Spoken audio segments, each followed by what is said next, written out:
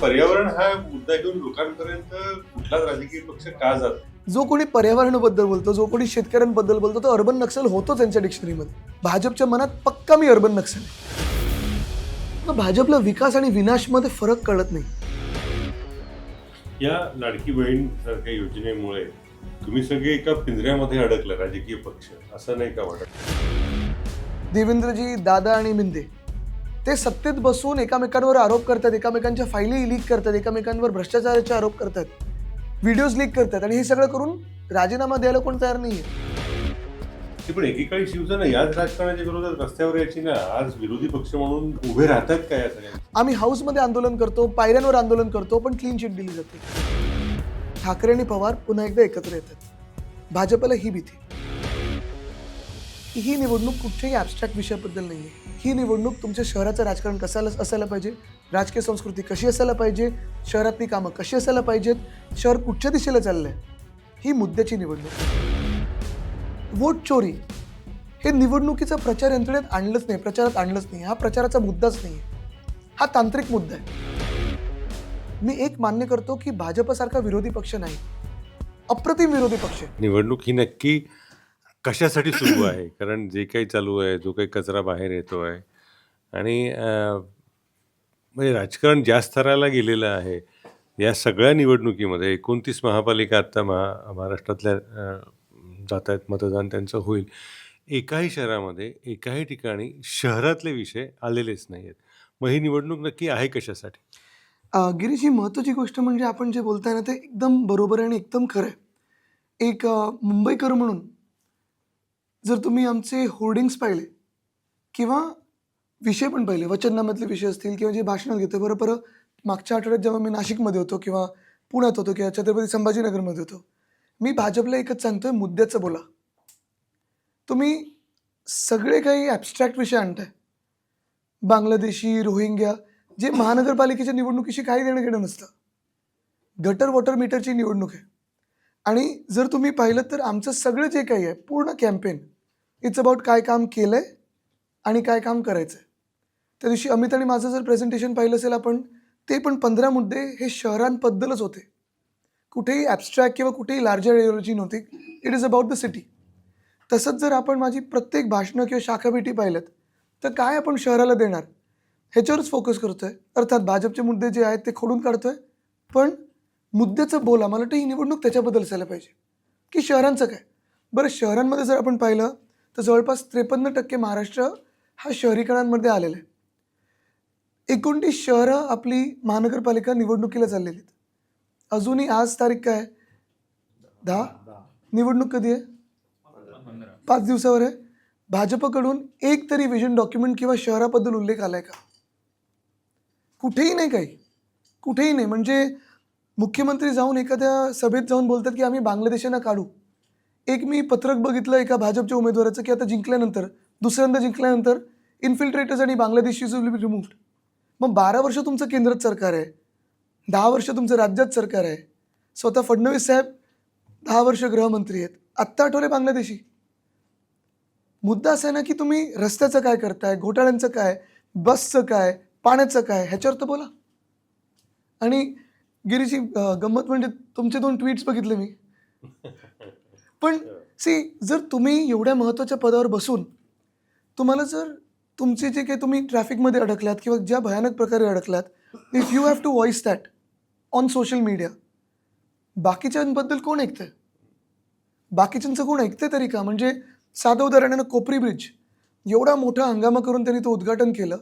6व्या महिन्याला milling, finishing आणि रिपेअर काम सुरू झालं. हे कसं शक्य? म्हणजे तुम्ही ज्या ब्रिजचं उद्घाटन एवढ्या मोठ्या ह्याच्यात करता, थाटात करता, 6 महिन्यात रिपेअर वर्क सुरू होतं. This was never the case before. So मुद्द्याचं बोलणं आता मला वाटतं गरजेचं आहे. आणि एक तुम्ही अजून एक चांगला उपक्रम सुरू केला, मला वाटतं तुम्ही अर्बन प्लॅनर्सना पण बोलवून त्यांना विचारता. ते खूप महत्त्वाचं आहे, कारण शहर वाढताना नुसते राजकीय लोक नाहीत, अर्बन प्लॅनर्सना आता घेणं सोबत गरजेचं आहे. So, 2 points. First is too much emphasis on glitzy infra.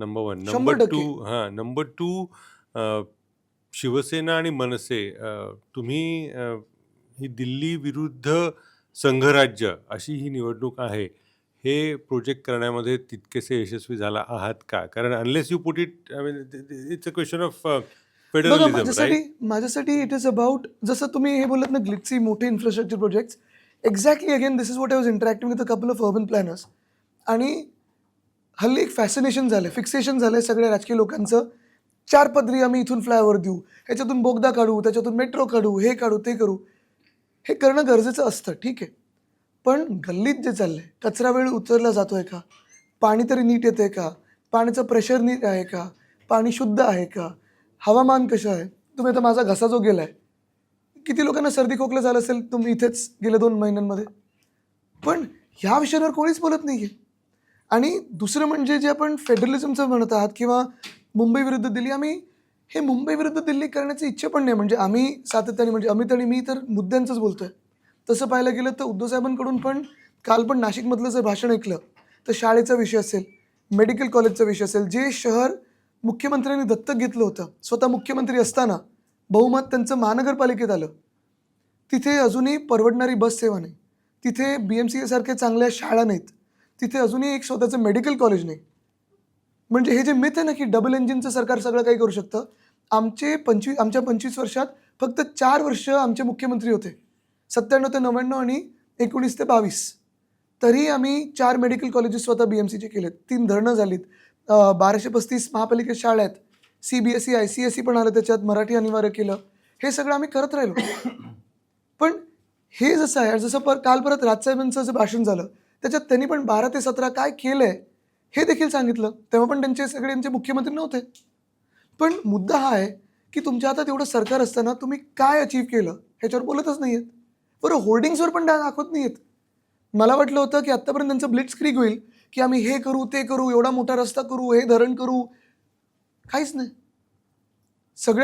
सगळ्यात बेसिक गोष्ट म्हणजे घाईघाईमध्ये निवडणुकीच्या आधी मोदी साहेबांना आणून आंबेडकर स्मारक आणि शिवछत्रपतींचं स्मारक हे करणार होते केवढे होर्डिंग्स लावलेले तेव्हा पुढे काय झालं 1997 पासून तुम्ही 85 पासून फक्त मध्ये 92 ते 97चा सोहळा माझा जन्म 90चा म्हणजे मी 90 पासूनच उत्तर देऊ शकतो तर इतके वर्ष तुम्ही सत्तेत आहात पण मुंबईचा कसा जो विकास झाला आहे किंवा त्याच्याबद्दल जे काय नेहमी बोललं जातं मुंबईचा विकास झाला मुंबईच्या शहराचं पायाभूत सुविधांचं तर त्याला शिवसेना जबाबदार आहे असं आरोप होतो त्याच्यात तुमचं काय मत आहे? बघा 2 गोष्टी त्याच्यात एक आरोप करणारे स्वतः 20 वर्ष आमच्यासोबत सत्तेत होते improvement committee BST committee education committee tree committee याची अध्यक्षपदं पण त्यांनी भूषवलेली आहेत उपमहापौर तर सातत्याने होते एकतर कामं झाली आहेत किंवा नाही झालीत झाली असतील तर तुम्ही आम्हाला शिव्या नका देऊ झाली नसतील तर आमच्या कामांचं क्रेडिट घेऊ नका आणि दुसरी गोष्ट म्हणजे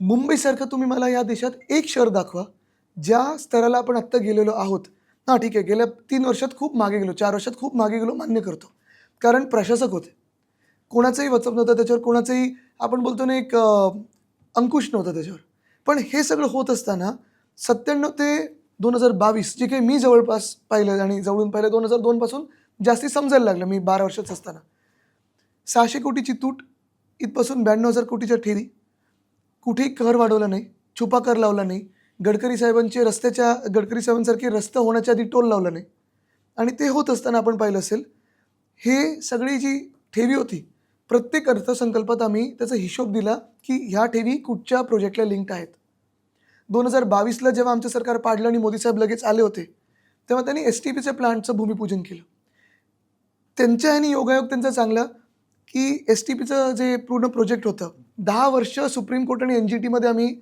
जात राहिलो BOD COD किती असायला पाहिजे 30 असायला पाहिजे 10 असायला पाहिजे निर्णय लागला जो फंड होता तो आम्ही ॲलोकेट केला ती ठेवी मोडायला लागली त्यावेळी 18,000 कोटी आम्ही दिले भूमिपूजनासाठी मोदी साहेब आले कारण सरकार पलटलं होतं आणि मोदी साहेबांनी सांगितलं हे 18,000 करोड की मैं तोहफा दे रहा हूं हा पैसा दिल्लीचा नव्हता हा पैसा मोदी साहेबांनी नव्हता आणला भाजपचा पण पैसा नव्हता हा आम्ही ठेव्यांमध्ये वाचून ठेवलेला पैसा होता तसंच जर पाहिलं तर त्या 25 वर्षाच्या काळात जगात कुठेही नसेल तसं 1235 शाळा 8 माध्यमं मराठी अनिवार्य 3.25 लाख विद्यार्थी tabs virtual classroom gender equality safe schools हात दाखवा बस थांबा BSTच्या माध्यमातून मोफत बसेसची योजना विद्यार्थ्यांसाठी IB CBSE IGCSE ICSE SEC सोबत हे आम्ही करू शकलो 2021ला जे माझं नेहमीच स्वप्न होतं की जसं आम्हाला नेहमी राजकीय लोकांकडे काही लोक येतात की आम्हाला रेकमेंडेशन लेटर पाहिजे, ह्या शाळेत ॲडमिशन पाहिजे, त्या कॉलेजला ॲडमिशन पाहिजे.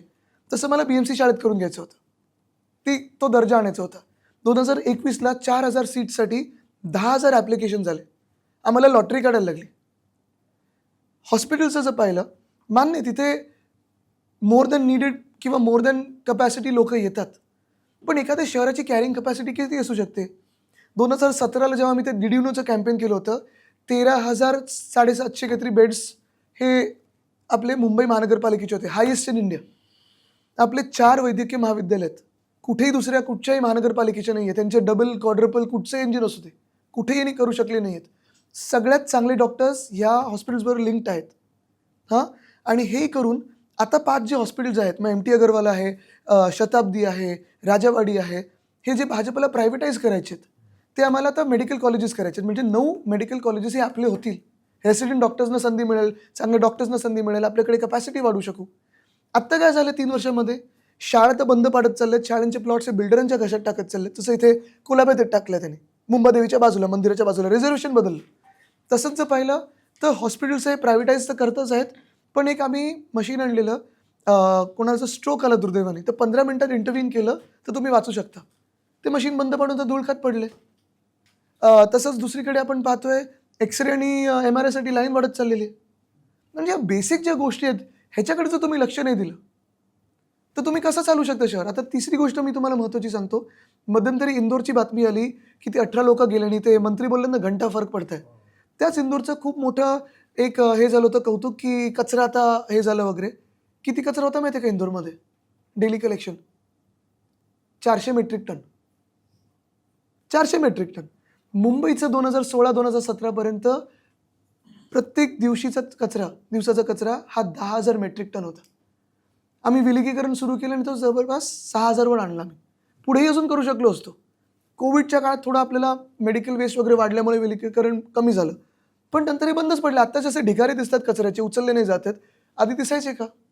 तर हे अंतर आहे की आम्ही जे सेवा केली मुंबईची आणि ह्यांनी जी केली.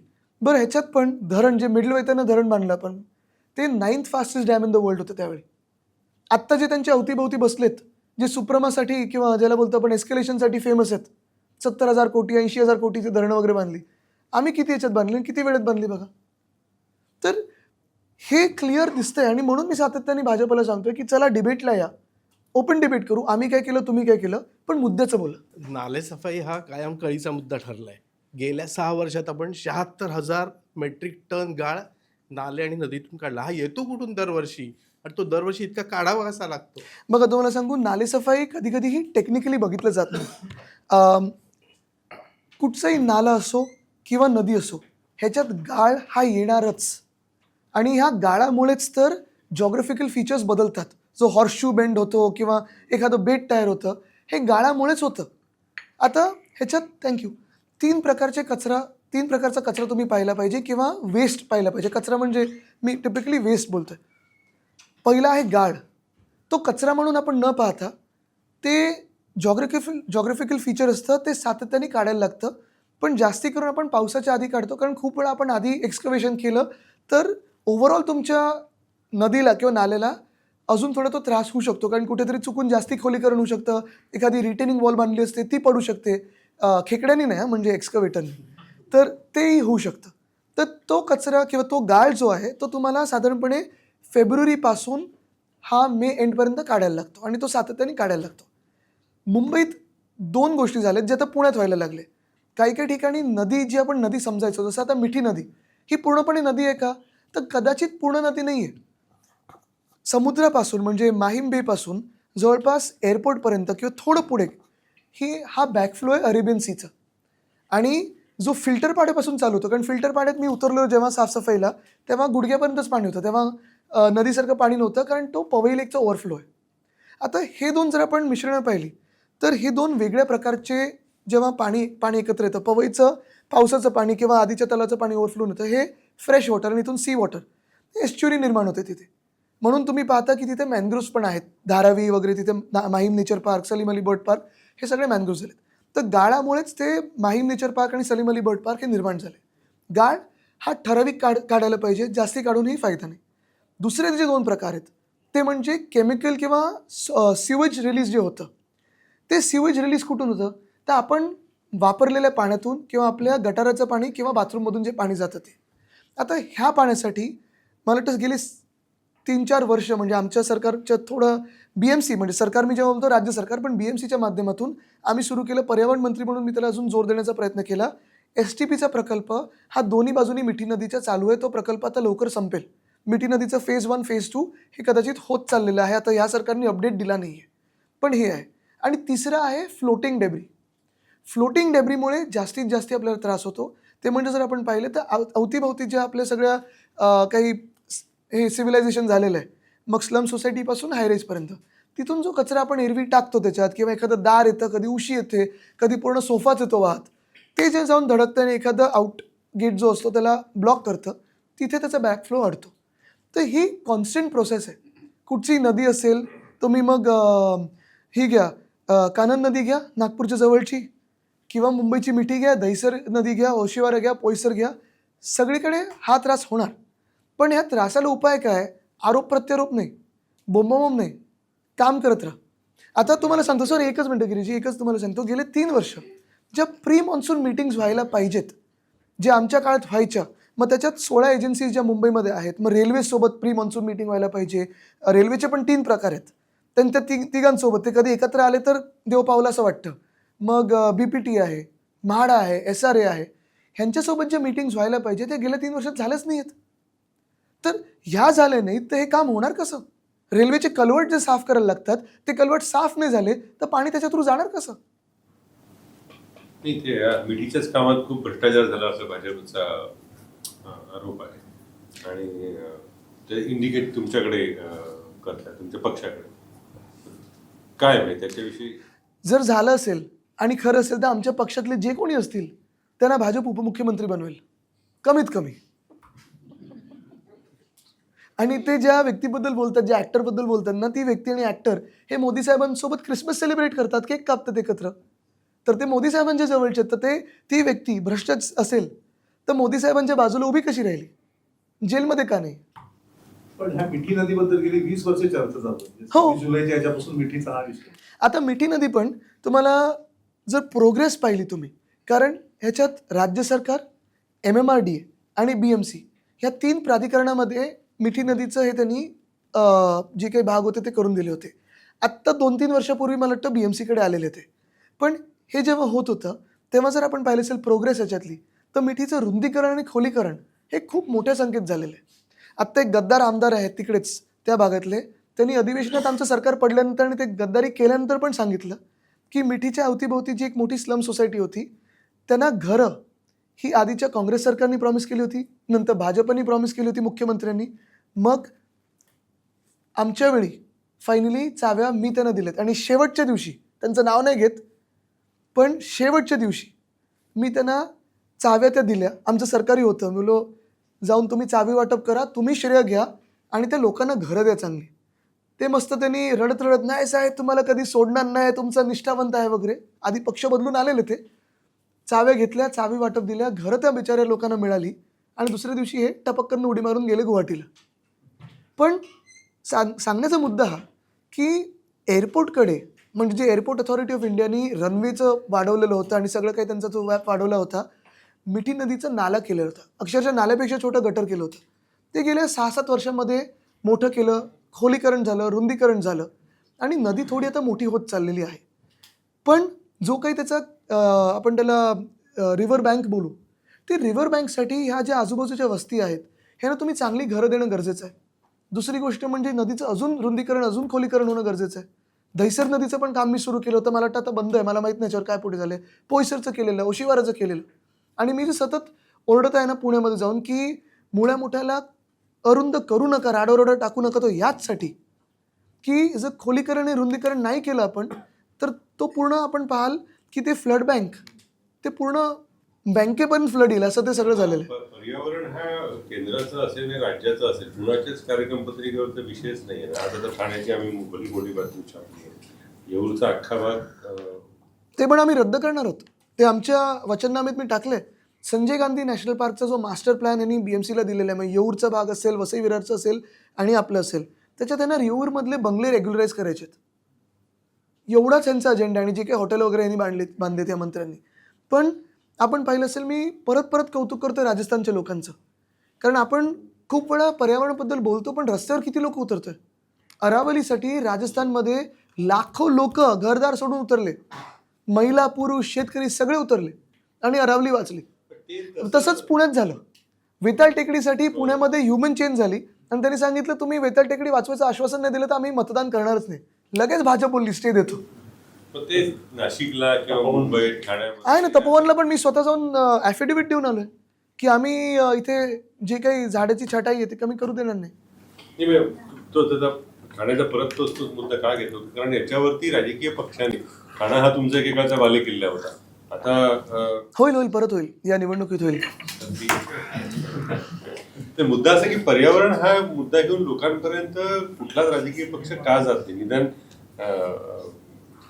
काय म्हणतात ग्लोबल वॉर्मिंग कळणाऱ्या नेत्यांनी तरी हा मुद्दा गिरीजी, तुम्ही जर माझं सोशल मीडियाचं टाईमलाईन बघाल किंवा कुठचा इंटरव्ह्यू बघाल किंवा मी ज्या म्हणजे आंदोलनात गेलोय, भाजपच्या मनात पक्का मी अर्बन नक्सल आहे. कारण जो कोणी पर्यावरणाबद्दल बोलतो, जो कोणी शेतकऱ्यांबद्दल बोलतो, तो अर्बन नक्सल होतो त्यांच्या डिक्शनरीमध्ये. पण तपोवन असेल, नागपूरमध्ये अजनीवन असेल, चंद्रपूर इथे ते कोल वॉशरीज आहेत, ते कोराडीचे तिथे नांदगावला जे आम्ही फ्लॅश प्लांट बंद केला होता, मुंबईमध्ये संजय गांधी नॅशनल पार्क आहे, मिठी आहे, या सगळ्या गोष्टी आम्ही सातत्याने घेत आलो. म्हणजे हा पण काळ मला आठवतो जेव्हा 2016ला मी आरेच्या जंगलाबद्दल बोललो होतो. मला 1-2 पत्रकार मित्रांनी सांगितलं होतं, आदित्य घेऊन विषय उपयोग नाही, राजकीय याच्यावर मतं मिळणारच नाहीत. पण हे मतांसाठी नाही आहे. जर बघाल माझा आजचा घसाचा जी परिस्थिती आहे प्रदूषणामुळे, आणि 100% तुम्हाला गेल्या 1 महिन्यात सर्दी खोकला ताप येऊन गेला असेल, फ्रँक फिवर नसेल तरी थोडा तापासारखी कणकण झालं असेल. हे एवढ्यासाठीच आहे कारण पर्यावरण आपलं हे बिघडलेलं आहे, बिघडत चाललेलं नाही, बिघडलेलं आहे. परवाकडे जानेवारीमध्ये सकाळी 5:30 वाजता पाऊस झालाय. ती 31ची पार्टी जास्त झाल्यामुळे नाही, भास नाही झाला, पाऊस पडला. पण योगायोगाने तुम्हाला सांगतो, गंमत अशी आहे की मनसे आणि आम्ही 20 वर्ष जरी वेगळे असू तरी आरेच्या लढ्यात मनसे पण त्यांच्या पर्यायाने ते हे करत होती, तपोवन पण त्यांनी विषय घेतलाय. तर असं आहे.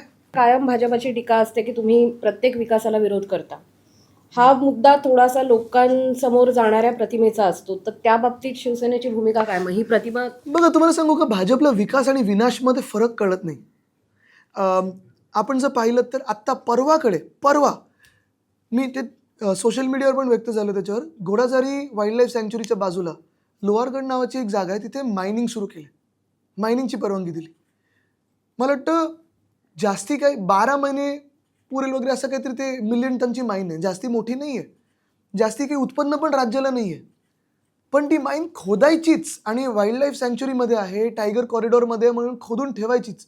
हा जो काही भाजपचा हट्ट आहे ना, हा दुर्दैवी आहे. तसंच आमचं सरकार आल्या मरकी मंगली 2 ह्या ज्या माईन होत्या त्या आम्ही बंद केल्या होत्या, म्हणजे सुरूच करू दिल्या नव्हत्या, परवानगीच दिली नव्हती. ताडोबा अंधारी टायगर रिझर्व्हमध्ये, टायगर कॉरिडॉरमध्ये कशाला पाहिजे?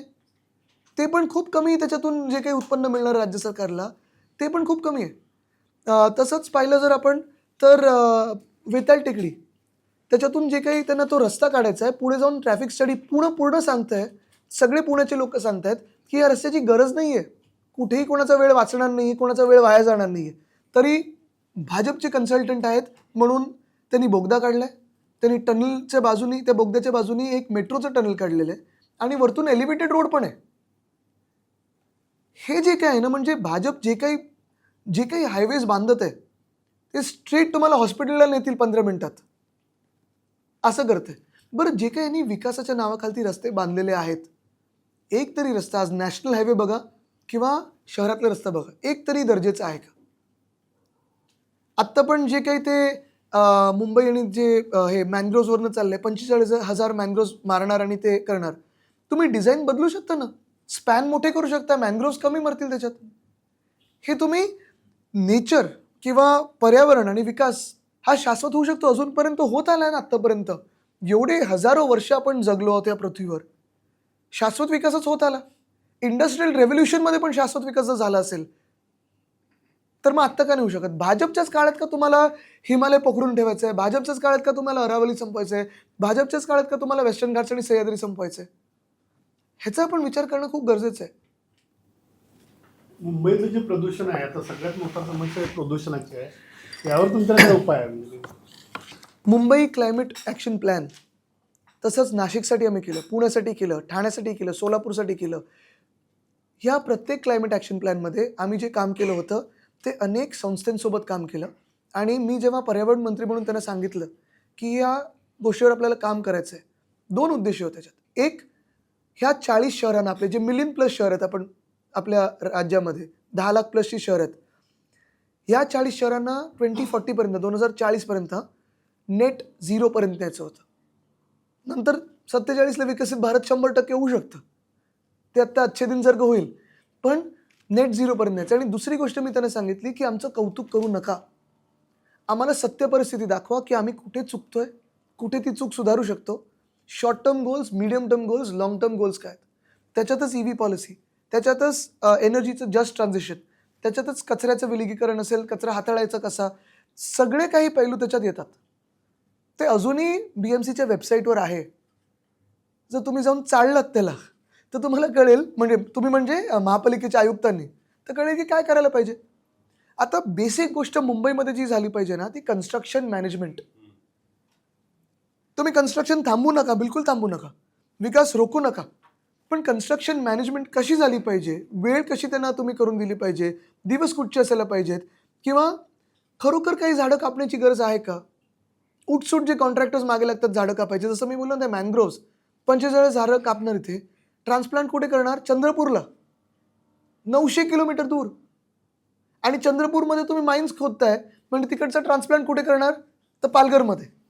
भाजपचे 5 कोटी मंत्री ते 5 कोटी झाडं लावणार होते, मोजलीत काय लागली? ती बँकेत झाडं लागली असतील त्यांच्या. सरकारने काय नुसती चौकशी केली, पुढे काहीच नाही. आमच्याकडे थोडे होते ना चिंकिंद आर्मर, चौकशीच्या नावाखाली वेळ काढत होते, स्वतःचीच चौकशीतून वाचत होते. आता म्हणजे पर्यावरण या विषयावर आदित्य बोलायला लावणार, म्हणजे सचिन तेंडुलकरला क्रिकेटवर बोलायला लावणार.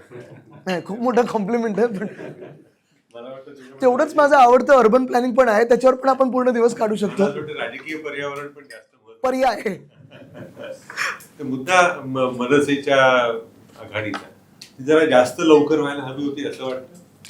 मला वाटतं प्रत्येक गोष्टीची एक वेळ असते. It is return.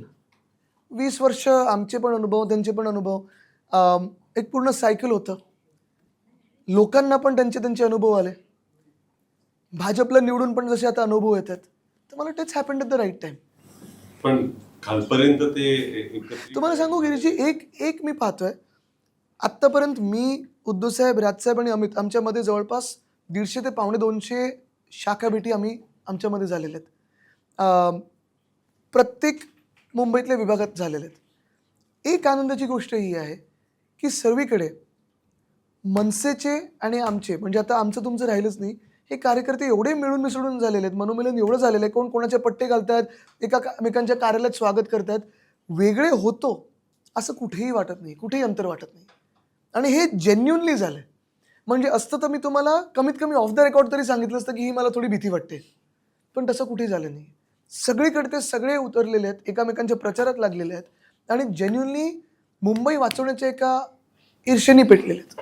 पण त्याच्यावरती आरोप असा होतो की ते मुंबईचं प्रेम नाही आहे, अस्तित्वाचा प्रश्न आल्यामुळे ठाकरे बंधू आहे. बघा, सत्तेला आणि भ्रष्टाचाराला चिकटलेले हे 3 लोक आहेत, देवेंद्रजी, दादा आणि मिंदे. ते सत्तेत बसून एकमेकांवर आरोप करतात, एकमेकांच्या फायली लीक करतात, एकमेकांवर भ्रष्टाचाराचे आरोप करतात, व्हिडिओज लीक करतात, आणि हे सगळं करून राजीनामा द्यायला कोण तयार नाही आहे.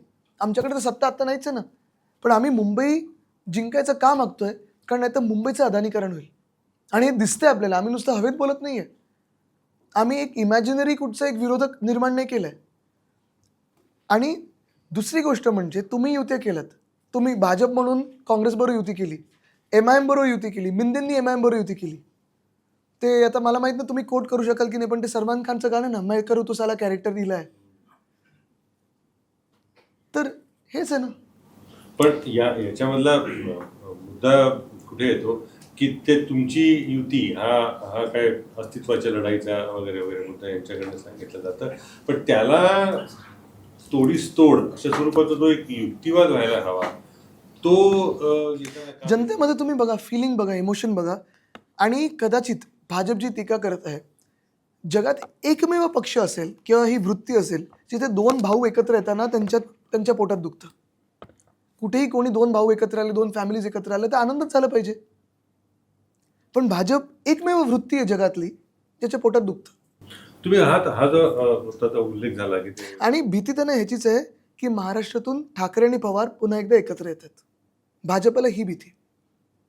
हे जे दोन महाराष्ट्राचे बुलंद आवाज आहेत ते एकत्र येतात, ही भाजपच्या मनात पक्की भीती बसलेली आहे. पण आता ते काय पवारांकडे कोण राहिले? फायनली कोण आहे कोण नाही आहे लिडरशिपमधलं जरी सोडलं तरी जनतेमध्ये जी पवार साहेबांची एक इमेज आहे, त्यांच्याबद्दल एक विश्वासार्थ असेल किंवा त्यांच्याबद्दल जे काही लोकांच्या मनात जे एक मत आहे ते आहे ना पक्क. त्यांनी जर हाक दिली तर लाखो लोक जमा होतीलच.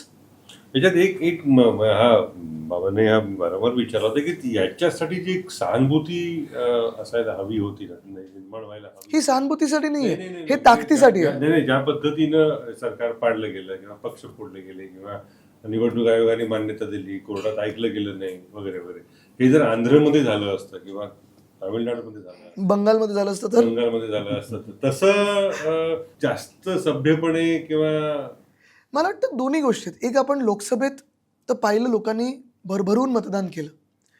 विधानसभेत दोन गोष्टी येऊ शकतात. एक कदाचित लोकांना वाटत असेल ठीक आहे आम्ही आता झालं मतदान करून झालं वगैरे, ही गोष्ट पण अजूनही मी मान्य करत नाही. कारण कुठेही आज पण शेतकऱ्यांच्या बांधावर गेलं तर उद्धव साहेबांचंच नाव त्यांच्या तोंडावर आहे.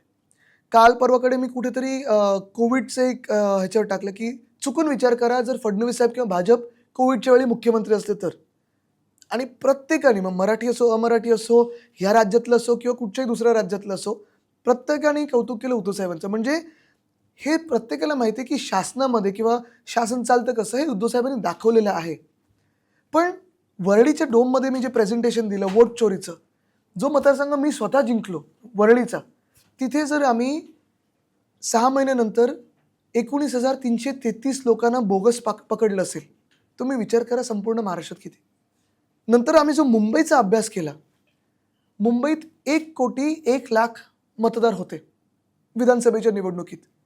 एक अंदाज घेऊ शकाल का तुम्ही की बोगस किंवा फ्रॉड्युलंट किंवा डाऊटफुल, मग त्याच्यात संभाव्य दुबार, फोटो सेम असलेले किंवा नावं सेम असलेली, नावं 95% मॅच असणारी, म्हणजे सपोज गिरीशजींचं नाव असेल तर एका ठिकाणी GIRISH, एका ठिकाणी दुसऱ्या याच्यावर फोटो सेम ॲड्रेस सेम पण GEERISH, त्याला आम्ही 95% मॅच बोलतो. मग असं कमी करत गेलं. किंवा लार्ज हाऊस होल्ड, जसं माझ्याकडे घसीटाराम हलवाई नावाचं दुकान होतं, दुकानात मतदार रजिस्टर होऊच शकत नाही, पण 48 मतदार रजिस्टर केलेले. शोधायला गेल्यानंतर दुकानच 10 वर्ष तिथे अस्तित्वात नाही आहे. असे किती मतदार असतील, 1 कोटीमधून किती मतदार असतील, अंदाज घेऊ शकाल तुम्ही? पण या नाही हा मुद्दा गिरीजी, का होत एक नाहीये? एक अंदाज तर घ्या ना. कोण आकडा सांगू शकेल का? किती असेल? एक कोणीतरी आकडा सांगा. ते BMC मध्ये खरे 14 लाख होते, पण 31 लाख, म्हणजे 30% लोक हे डाऊटफुल होते मुंबईच्या मतदार यादीमध्ये विधानसभेच्या वेळी. 30% लोक. कितीतरी मतदारसंघांमध्ये आम्ही पाहिलं की जी लोक, कारण आम्ही जाऊन क्रॉस चेक पण केलं, जे लोक बिचारे कधीच गेले होते, कोण 2004 मध्ये, कोण 2005 मध्ये, त्यांनी येऊन मतदान केलंय. आणि अशा निवडणुकीचे रिझल्ट हे आपण ग्राह्य धरतोय आणि असं सरकार आपल्या डोक्यावर बसवलं. ठीक आहे, आमच्याकडून पण ही चूक झाली की आम्ही हे वोट चोरी आधी पकडू शकलो नाही. पण गिरीजी जे आपण म्हणाल की हा विषय का नव्हते, कारण आम्ही वोट चोरी हे निवडणुकीचा प्रचार यंत्रणेत आणलंच नाही, प्रचारात आणलंच नाही. हा प्रचाराचा मुद्दाच नाही आहे. हा तांत्रिक मुद्दा आहे, हा तुमच्या अधिकारांचा मुद्दा आहे, हा तुमच्या आवाजाचा मुद्दा आहे, पण हा आमचा प्रचाराचा मुद्दा नाही आहे. आपण पाहिलं असेल जे राहुलजींनी केलं हरियाणाबद्दल, बिहारबद्दल कदाचित येईल नंतर, किंवा जे मुंबईबद्दल केलं, ही ॲकॅडमिक एक्सरसाइज होती. पण गेले 3 महिने जे कदाचित आपल्याला वाटलं असेल की आम्ही मुंबईत का बसलोय, का आम्ही एवढं व्यस्त आहोत, कुठे आम्ही बिझी आहोत, 3 महिने आम्ही ही पूर्ण एक्सरसाइज शाखा टू शाखा, शाखा टू शाखा, मुंबईसाठी असेल, पुण्यासाठी असेल, ठाण्यासाठी असेल, नवी मुंबईसाठी असेल, ह्या शहरांमध्ये ह्या महानगरपालिकेसाठी चालवत होतो की वोट चोरी किती होऊ शकते. आत्ता पण जो फायनल रोल आलेला आहे त्याच्यात पण तेवढेच मतदार जेवढे त्यांनी ड्राफ्ट रोलमध्ये दाखवले, आम्ही ऑब्जेक्शन देऊन पण तेवढेच किंवा थोडे जास्ती हे संभाव्य दुबार दाखवलेले आहेत. कॉमन मराठी नावं ही त्यांनी दुबार म्हणून दाखवले. जसे आमचे आमदार आहेत सुनील शिंदेजी, सुनील गोविंद शिंदे, किती कॉमन मराठी नाव आहे. 7 वेळा त्यांनी रिपीट केलं दाखवले. आम्ही पाहिलं 7च्या 7 सुनील गोविंद शिंदे हे वेगळे, तरी महापालिकेला कळत नाही की हे 7 वेगळे लोक आहेत. श्रद्धा जाधव ताई आमच्या महापौर होत्या, मुंबई महानगरपालिकेच्या महापौर होत्या, मुंबईच्या महापौर होत्या, त्यांची नाव 11 वेळा आले. पण या निवडणुकीत हे होणार नाही अशा पद्धतीने आम्ही आता त्याच तयारीला लागलोय. कारण 2 गोष्टी बघा, ह्याच्यात काय झालंय, जे आपले मतदार आहेत किंवा खरी जी लोक आहेत, जसं तुम्ही असाल, तुमचं नाव संभाव्य दुबार म्हणून आलं असेल तर तुम्हाला एक हमीपत्र भरायला लागतंय, तुमचं नाव लिहायला लागतंय, यादी क्रमांक लिहायला लागतोय आणि तुम्हाला हमी द्यायला लागतं की मी अमुक अमुक ह्या निवडणुकीत इथेच मतदान करीन. आम्ही BMCला सांगत होतो आणि निवडणूक यंत्रणेला सांगत होतो हे हमीपत्र वगैरे मतदानाचा टक्का स्लो करेल. खरोखर गिरीशी तुम्ही जाऊन तुमचं एकतर वॉर्ड बदललं असेल किंवा यादीच बदलली असेल तर तुम्ही ह्या बूथवरनं दुसरीकडे जाऊ शकणार आहात का? बरं गेलात तरी 2-2 तास त्या रांगेत उभं राहून तुम्ही हमीपत्र भरणार, अमुक करणार, तमुक करणार, शक्यच नाही आहे. मी त्यांना सांगितलं तुम्ही रेकॉर्ड डिजिटाईज करा, तुमच्याकडे ECNet नावाचं सॉफ्टवेअर आहे ते वापरा आणि तुम्हाला एका दिवसात जर आम्ही डिजिटाईज करू शकतो, तुम्ही नॉन रिडेबल करून दिलेले हे रोल्स तुम्ही तर करूच शकता, आम्ही तुम्हाला करून देतो आणि एका दिवसात तुम्ही हे सगळं तुमची यादी डेटा क्लिनिंग करू शकता. पण का नाही करत आहेत ह्याचा काही अंदाजच लागत नाही. बरं काही याद्या तर अशा त्यांनी हलवलेल्या आहेत, म्हणजे इकडे एखादी बिल्डिंग असेल, ही इकडची बिल्डिंग इकडे गेली, इकडची बिल्डिंग दुसऱ्या वॉर्डमध्ये गेली समजू शकतो, पण इकडची बिल्डिंग ही इकडच्या 3ऱ्या वॉर्डमध्ये जाते, हे कसं? राजकीय पक्ष म्हणून विरोधी पक्षातले कल्पनाशक्तीला कमी पडतात. असं जर भाजपची तर गेल्या काही वर्षातली उदाहरणं बघितली, म्हणजे आतापर्यंत पक्षांतर होत होते पण पक्षच घ्यायची व्यवस्था नव्याने त्यांनी सुरू केली. नंतरचं ते काही निवडणुकीचं ते याद्यांचा आरोप तुमचा खरा आहे असं मानलं शिवसेनेचा आणि विरोधी पक्षांचा, तर तो एक मुद्दा.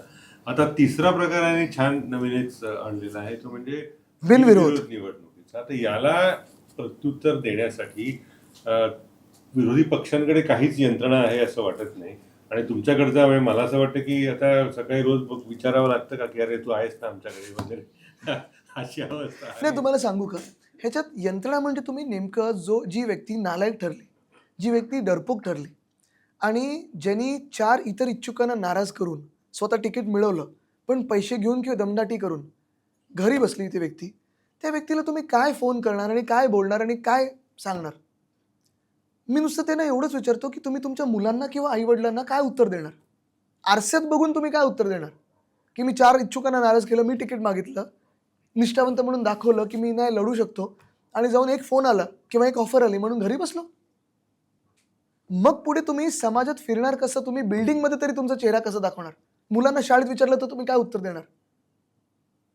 मला वाटतं हे आता स्वतःपर पण आलेलं आहे. आता तुम्ही बघा ना, काल, आणि हे स्वतःवर आहे, काल मी ज्या कुलाब्यात होतो त्या कुलाब्यामध्ये पवार म्हणून तिकडचे एक उमेदवार आहेत, त्या ताईंनी TV वर येऊन सांगितलेलं आहे की मकरंद नार्वेकरांनी त्यांच्या नवऱ्याला किडनॅप केलं, पैशाची ऑफर दिली. राहुल नार्वेकर जे अध्यक्ष आहेत त्यांनी त्यांना पैशाची ऑफर दिली, तरी ते बॅकडाऊन नाही झालेत, इंडिपेंडेंट लढत आहेत. काल मी त्यांचं तिथे कौतुक केलं, त्यांना बुके देऊन त्यांचं हे पण केलं, त्यांचं अभिनंदन केलं. पण राहुल नार्वेकर सारखे ज्यांनी संविधानाला धोका निर्माण करून 2 पक्ष फोडले, लबाडी करून निर्णय दिला, हरिभाऊ राठोड सारख्या व्यक्तीचे सिक्युरिटी काढून घेतात, अध्यक्ष ते सदनात आहेत, बाहेर दादागिरी नाही चालू शकत त्यांची. पण अध्यक्ष म्हणून पण कोणाला सिक्युरिटी द्यायची की द्यायची नाही हा त्यांचा निर्णय. उद्या हरिभाऊ राठोडना काही झालं तर राहुल नार्वेकर स्वतः जबाबदार राहतील. पण ही जर दादागिरी आज इथे चालायला लागली, उद्या कुलाब्यात चालेल. जशा जमिनी त्यांनी अलिबाग वगैरेमध्ये, मी ऐकतो त्यांचं नाव खूप फेमस झालंय, तसं कुलाब्यात होईल. पण ह्या पद्धतीने जर राजकारण व्हायला लागलं तर मग कसं चालायचं? पण एकेकाळी शिवसेना याच राजकारणाच्या विरोधात रस्त्यावर यायची ना, आज विरोधी पक्ष म्हणून उभे राहतात का या सगळ्या गोष्टी? आहे ना, आम्ही उभे राहत असलो तरी लोकांचं पण आता कर्तव्य आहे आणि लोकांवर पण तेवढंच आता जबाबदारी आहे की ह्या निवडणुकांमध्ये तुम्ही ठरवायचं, तुम्ही आम्ही जे मुद्द्यांचं बोलतोय ते निवडायचं आहे की हे जे काही घाण प्रदूषित राजकारण चाललंय, खड्डे फुटपाथ भरलेले आहेत, भाडी वाढत चालले, तुम्ही पाहता तिकीटं तिप्पट झालेत BSTची, हे पटत असेल तर त्यांना निवडतील. कुठेतरी हे लोकांनी पण तेवढंच मजबूतीने ठरवलं पाहिजे, एक तर मजबूतीने नाही तर मजबुरीने. नाही, पण बीएसटीवर आता तुम्ही बोललात, बीएसटीचं तिकीट तुमच्या काळात कमी झालं होतं, निम्म्याने कमी केलं होतं. आता मधल्या काळामध्ये तिप्पट झालंय हो. आता. पण त्यात शिवसेना कुठे रस्त्यावर उतरली नाही किंवा विरोध केला नाही, असं फक्त tweet पण आहे, आम्ही बाकी- प्रत्येक वेळी आंदोलन म्हणजे आम्ही काय प्रत्येक वेळी मोर्चा, किंवा आता मोर्चा जो मी मुंबई महानगरपालिकेवर काढला होता, किंवा मध्यंतरीच्या काळात परत आम्ही तिथे एक मोर्चा काढला होता. या मोर्चा काढल्यानंतर किंवा तुम्ही मला सांगा, चला आम्ही शिवसेना म्हणून एक मिनिटं विरोधी पक्ष म्हणून बाजूला ठेवा, कुठेतरी सरकारला मीडियातून जेव्हा एखादा विषय उचलला जातो, लाज तर असायला पाहिजे ना. एक मंत्री पैशाची बॅग घेऊन व्हिडिओमध्ये दिसतोय बाजूला, सिगरेट फुकट बसलेला आहे, मुख्यमंत्र्यांकडून उत्तर आलंय. जमिनीचे घोटाळे सरळ सरळ दिसते की त्याच्यात कोण कोण आहे. आम्ही हाऊसमध्ये आंदोलन करतो, पायऱ्यांवर आंदोलन करतो, पण क्लीन चिट दिली जाते. चला बाकीचं तर तो बुक्केबाजी वगैरे तर सोडा, पण कुठेतरी फडणवीस साहेब जे न्याय भाजपच्या मंत्र्यांना म्हणजे खडसे साहेबांना लावला, पंकजाताईला लावला, तो मिंदेंच्या मंत्र्यांना का नाही लागत? जो दादांच्या मंत्र्यांना न्याय लागतो तो मिंदेंच्या मंत्र्यांना का नाही लागत? का नसेल लागत? काय लागत? तर तुम्ही विचारा, वरतून फोन येतो का? पण ह्याला तिकीट तुम्हीच दिली होती पहिले. हो, पण पैसे खायला आम्ही नव्हतं सांगितलं, आणि जेव्हा हे पैसे खात होते तुम्ही अटक करायला पाहिजे होती. का तुमच्या पक्षामध्ये घेऊन मंत्री केले? संजय राऊत यांनी काढला तो उद्धव ठाकरेंच्या काळात मंत्री होता, आरडाओरडा केल्यानंतर आम्ही काढला. काढला. आता तो आता पण मंत्री आहे, तर तुम्ही पुरेसा आरडाओरडा करत नाहीये. पण त्या ताई त्यामध्ये चूक त्या झाली असं त्या वाटतं. त्या त्या ताई जे मागे लागले होत्या त्या का शांत आहेत? उद्धव साहेबांनी 5 जुलैला घोषणा केली होती की एकत्र आलो तर एकत्र राहण्यासाठी. तुम्हाला असं वाटतं की महापालिकेनंतर हे लॉंग टर्म मध्ये तुम्ही एकत्र राहाल? तुम्हाला सांगू, आता राजकारणात आणि जेव्हा युती होते तेव्हा 3 गोष्टी एकत्र येणं गरजेचं असतं. 2 गोष्टी मेन, एक तर नेते आणि दुसरं पक्ष. आता आमच्यामध्ये कसं होतं की फॅमिली पण आहोत आणि 2 पक्ष पण आहोत. पक्षाचीच गोष्ट घेतली तर आत्ता जे काही वातावरण मला महानगरपालिकेत दिसत आहे, सगळीकडे पूर्ण प्रत्येक वॉर्डमध्ये एकामेकांना पूर्णपणे एकजुटीने मदत करत आहेत, कामं करत आहेत, मेहनत घेत आहेत, घरोघरी जात आहेत. डोर टू डोर प्रचारमध्ये पण कुठेही पुढे मागे कोण बघत नाही आहे, आणि सुपरविजन कोणी एकामेकांवर करत नाही, तरी पण जात आहेत, मदत करतायत, प्रचार करतायत. पक्ष म्हणून आम्ही एकत्र आलेलो आहोत ॲज नेतृत्व म्हणून. हां, आता पक्ष ऑफकोर्स 2 वेगळे पक्ष जसे आम्ही भाजप किंवा काँग्रेसला पाहिलेलं आहे, काही काही गोष्टींवर सेम असू, काही काही गोष्टींवर थोडं डिफरिंग असूही शकतो, कारण हे 2 वेगळे पक्ष आहेत. इव्हेंच्युअली 2 वेगळे पक्ष, 20 वर्षात त्यांची विचारधारा डेव्हलप झाली, नेतृत्व डेव्हलप झालं आहे, नेते डेव्हलप झाले आहेत, कॅडर डेव्हलप झालं आहे, हे आहे. पण तिसरी गोष्ट म्हणजे 2 परिवार म्हणून जेव्हा आम्ही एकत्र आलो, जुलैनंतर जेव्हा आमच्या भेटीगाठी सुरू झाल्या, तेव्हा 20 वर्षाचा काळ जो व्हॅक्यूम होता, फॅमिलीजमध्ये जो एक साधारणपणे जे अंतर होतं, ते कुठेही आता वाटत नाही. जेवढे इझिली एकमेकांमध्ये म्हणजे आम्ही काकाच्या घरी असू किंवा जे काही ते आमच्या घरी असतील, जे काही मजा येते एकमेकांसोबत राहायला, अवतीभोवती राहायला, ते चांगलं आहे. म्हणजे ते it is very nice, it's a good feeling. भाजपची एवढी धास्ती आहे का की ज्यानं 2 ठाकरे बंधूंना एकत्र आणलं आणि पुण्यात पिंपरी चिंचवडमध्ये 2 पवारांना एकत्र आणलं. आता तुम्ही 2 भाऊ एकत्र येतात, ह्याला धास्ती बोलायचं की भाजप आम्ही एकत्र आलो म्हणून काँग्रेससोबत युती करते आणि MM सोबत युती करते, ह्याला धास्ती बोलायचं? हे तुम्ही ठरवायचं आहे. पक्ष फोडणं ही धास्ती आहे, आणि स्वतःच्या कार्यकर्त्यांना दुर्लक्षित करून त्यांना वंचित ठेवून तुम्ही दुसऱ्यांचे लोक घेताय आणि तिकीट देताय, ह्याला धास्ती बोलायचं की 2 परिवारांनी एकत्र येणं मुंबईसाठी आणि महाराष्ट्रासाठी, ह्याला धास्ती बोलायचं? मुंबईमध्ये सगळ्यात जास्त बंडखोर तुमच्या पक्षात आहेत आणि तुम्ही त्याच्यानंतर जवळजवळ 29 आहेत, त्यांची हकालपट्टी केली, त्यामुळे ते अधिकच तो राग जास्त वाढलाय. म्हणजे त्यांना बघा, तुम्हाला सांगू, बंडखोरी कुठे जास्ती होते? ज्या पक्षांमध्ये जास्ती इच्छुक असतात, ज्या पक्षातून जास्ती लोक निवडणूक लढायला इच्छुक असतात. ते कधी होतं? जेव्हा त्यांना माहिती असतं की एखादा पक्ष जिंकू शकतो किंवा त्या पक्षाचा थोडं रेफरन्स घेऊन मी जिंकू शकतो. अनेक हे बंडखोर जे आहेत ते खूप ठिकाणी, मी उद्धव साहेबांचा निष्ठावंत आहे, मी राजसाहेबांचा निष्ठावंत आहे, पण ह्या उमेदवारांनी ह्याला तिकीट मिळालं म्हणून माझ्यावर अन्याय झाला, पण मी परत त्यांच्याकडे जाणार. थीम तीच चालवलेली आहे. आता काही काही ठिकाणी कसं होतं, जिथे तुम्ही तिकीट देऊच नाही शकत. जसं माझ्याकडे वरळी कोळीवाड्यामध्ये एक शाखा प्रमुख होते आमचे, पण त्यांच्यावर रेप केस, आणि म्हणजे हे आम्हाला शेवटाला कळलं जेव्हा आम्ही 4 उमेदवार आमच्या समोर बसतात आणि 4 इच्छुकांची जेव्हा पडताळणी करत असतो की तुमचं काय पेपर्स आहेत दाखवा, तुमच्यावर काही केसेस आहे का दाखवा. आता आंदोलनाचे केसेस ह्या सेना मनसेच्या कार्यकर्त्यांवर असतातच असतात, ते असायलाही पाहिजेत, पण एखादी गुंगी देऊन रेप करण्याची जेव्हा केस समोर येते तेव्हा तुम्ही त्यांना तिकीट देऊच शकत नाही. आज जे भाजप, मला वाटतं तुम्हीच छापलेलं आहे, ते आपटेंना त्यांनी तिकीट गेलं. म्हणजे त्या लहान मुलीच्या छळ आणि रेप केसमध्ये जे को अक्युज्ड आहेत त्यांना बदलापूरमध्ये नुसतं तिकीट नाही, स्वीकृत केलंय, कोऑप्ट केलंय, जनतेने पण निवडलं नाही, भाजपने तिकीट दिलंय. बिल्किस बानोच्या रेपिस्टला भाजपने आरती ओवाळली त्याची. सेंगार, त्या मुलीचा ज्यांनी रेप केला तिच्या वडिलांना ज्युडिशियल कस्टडीमध्ये मारलं, फॅमिलीला मारण्याचा प्रयत्न केला, त्याचं भाजपने स्वागत केलं. ही एका बाजूला वृत्ती. आणि दुसऱ्या बाजूला आम्हाला माहिती की चला हा माणूस चांगलं जरी असलं तरी शेवटाला जेव्हा तुमच्या समोर एखादी केस येते, जसं मी कोळीवाड्याचं सांगतो, जे आमचे शाखाप्रमुख, आत्ता आम्हाला कळलं की गुंगी देऊन रेप करण्याची केस आहे. ड्रग्ज आणि रेप शक्यच नाही. म्हणजे माफी तर नाहीच करू शकत आम्ही आणि तिकीट देण्याचा विचार पण आम्ही करू शकत नाही. हे पक्षात चालत नाही. तर असेही काही येतात ते राहिलेत उमेदवार बंडखोर म्हणून, काय करू शकतो आम्ही? सगळेच तसं नाही. काही काही म्हणजे मी एकाबद्दल बोलतोय, पण बाकीचे जे आहेत ना, बाकीच्यांबद्दल मी सांगितलं ना की इच्छुक जे असतात ती नाराजी असते. पण दुसऱ्या बाजूला तुम्हाला सांगतो, दुसऱ्या बाजूला जेव्हा युती होते तेव्हा तुमचे काही वॉर्ड्स हे एकमेकांकडे एक्सचेंज होतात. आता आमच्याकडे चांगली जसं मनसेमध्ये काही लोकांनी समजूतदारपणे ठीक आहे हा शिवसेनेला वॉर्ड जात आहे, आम्ही पूर्ण सपोर्ट करू, करतात ना. आता शिवसेनेमध्ये पण आमचे माधुरीताई मांजरेकर आहेत, त्या काल पण आमच्या प्रचार होतं, त्या सगळीकडे त्यांनी जोखून देऊन प्रचार सुरू केलेला आहे. साईनाथ दुर्गे आहे, अनिश शेंडगे आहे, सागर देवरे आहे, अभिजित चव्हाण आहे. कितीतरी लोक आहेत आमच्याकडे अशी ज्यांनी मनसेला एखादं तिकीट गेलं, ठीक आहे साहेब आम्ही त्यांचं काम करू, आम्हाला जिंकून यायचं. कारण ह्या लोकांमध्ये ही समज आहे की हे फक्त ह्या निवडणुकीबद्दल नाही आहे. तुम्हाला सांगू का, हार जीत हे होत राहते, दिग्गज नेते हे पडत राहतात, जायंट किलर्स हे पुढे येत राहतात, कोण जिंकतं कोण हरतं हे सगळं चालू असतं.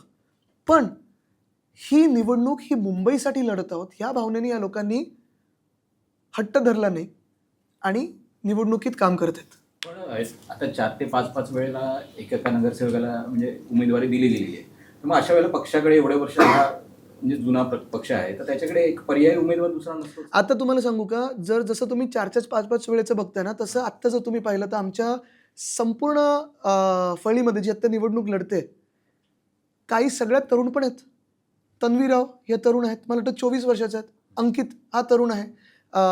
अनेक ठिकाणी असे तरुण उमेदवार हे लढत आहेत ना, पहिल्यांदा लढत आहेत. म्हणजे कदाचित 2007, 2012, 2017 आणि आत्ताची निवडणूकमध्ये जास्तीत जास्त तरुण उमेदवार देणारा आमचा पक्ष असेल, जास्तीत जास्त फ्रेश फेस देणारा आमचा पक्ष असेल. महिलांसाठी जरी रिझर्वेशन 50% असेल तरी त्याच्या पुढे जाऊन ओपन सीटवर पण महिला देणारं हा आमचा पक्ष असेल. जसं कोळीवाड्यामध्ये ओपन सीट आहे पण हेमांगीताई लढत आहेत कारण त्यांनी चांगलं काम केलं. आता जसं किशोरीताई, ज्या व्यक्तीचं कौतुक कोविडच्या काळात झालं, जे धारावी मॉडेलचं कौतुक आम्ही बोलतो उद्धव साहेबांचं झालं, तेवढं महापौर म्हणून त्यांचं पण झालंच ना, त्यांचं पण योगदान आहे. त्यांना ED, IT, CBI मागे लागून पण त्या घाबरल्या नाहीत. त्यांना ऑफर होत्या, त्या गेल्या नाहीत. श्रद्धाताई, त्यांना पण ऑफर होत्या. श्रद्धाताईंना 17मध्ये पण 30 कोटीची ऑफर होती भाजपकडून, गेल्या नाहीत, झुकल्या नाहीत. ही जी निष्ठा आहे ह्याला जर आम्ही जपलं नाही तर मग आम्ही निष्ठा म्हणून बोलून कसं चालणार? आणि अनेक ठिकाणी आपण पाहताय जे आम्हाला वाटलं की ठीक आहे हे निष्ठावंत आहेत, हे आमचे शाखाप्रमुख राहिलेले आहेत किंवा शाखा संघटिका राहिलेले आहेत, खूप वर्ष राहिलेले आहेत, त्यांना पण आम्ही उमेदवारी दिली आहे. जवळी ते 50शीतले असतील, 60शीतले असतील, चांगले चेहरे असतील, काम करणार असतील, दिलेत त्यांना. नाही पण श्रद्धा जाधव किंवा 7-7 वेळा झाल्या, दिशा राऊत 5-5, 6-6 वेळा, त्यांना काय तुम्ही? पण चूक काय, जर चांगलं काम केलं असेल आणि लोकांनी 5 वेळा निवडून दिलं असेल, बंडखोरी झाली होती. पण जर लोकांनी निवडून दिलं असेल 7 वेळा किंवा 5 वेळा, लोकांना ती पसंती असेल तर चूक काय? बरं, त्यांचं मताधिक्य वाढत जातं. एकच काही ठिकाणी आम्ही ज्यांना आम्हाला वाटलं की चला इथे नवीन चेहरे येऊ शकतात की जे इथे चांगलं काम करतात ते आणलेत ना आम्ही. कदाचित एकमेव पक्ष असू. पण हाच मुद्दा म्हणजे भाजप ज्या सहजपणे आपल्या पक्षातल्या ज्येष्ठ नेत्यांना सुद्धा सहज कापून किंवा दूर करू शकते. कारण आपण जिंकून असं येणारे- जेव्हा आमच्या हातात ED, IT, CBI येईल तेव्हा पण आम्ही तसं वागणार नाही. वागणार नाही. नाही, तेवढे निर्दयीपणे आम्ही वागणार नाही. नाशिकमध्ये आपण पहा, आमदार रडतायत टीव्हीवर.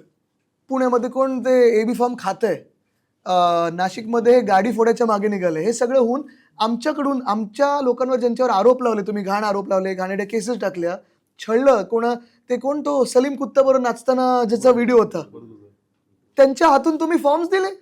तुमच्या तिथे आमदार आहेत, त्या बोलतात की ह्यांच्या हाती फॉर्म देऊ नका, ह्यांच्यावर NSAचा कायदा लागलाय, NSAचा कायदा, नॅशनल सिक्युरिटी ऍक्ट लागलाय. आणि तो नॅशनल सिक्युरिटी ऍक्ट लावलेल्या व्यक्तींना तुम्ही भाजपमध्ये घेता आणि त्यांच्या हातातून तुम्ही उमेदवार निवडता. जगातला सर्वात मोठा पक्ष, कदाचित ते उद्या भाजपचे अध्यक्ष पण होऊ शकतील. NSA लागलेला पहिला माणूस होईल भाजपचा अध्यक्ष. नाही, पण याचा अर्थ असा नाही का याचा अर्थ Bhajap is the party with a difference, एवढंच होतं. सगळे पक्ष एका बाजूला आणि भाजप एका बाजूला. पण एवढं असून सुद्धा त्या पक्षाला हरवण्याची धमक आज विरोधी पक्षात नाही. तेव्हा भाजप हे अजेय नाही झालेला आहे गिरीशजी, असं तुम्हाला सांगू का, in a democracy you get what you won't for.